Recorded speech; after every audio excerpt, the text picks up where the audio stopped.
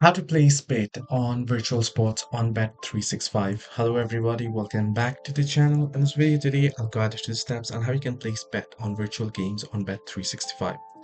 Well, the process is simple. First, you want to head into bet365 and then access your account.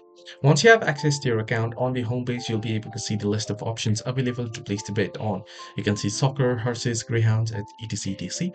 And towards the right, you should be able to see virtual. So you should find the virtual in the list as well. If not, you can use the search bar to search for it. However, if you find virtual, click on it and you should be able to see the virtual games where you can simply click on the particular game you would like to bet on and make your rating. So this is how you can bet or place a bet on virtual games on Bet365. Hope this video was helpful. Do like and subscribe, and also do not forget to leave the comments down below if you have any further issues regarding Bet365 or any other betting sites as well that you would like to get help with.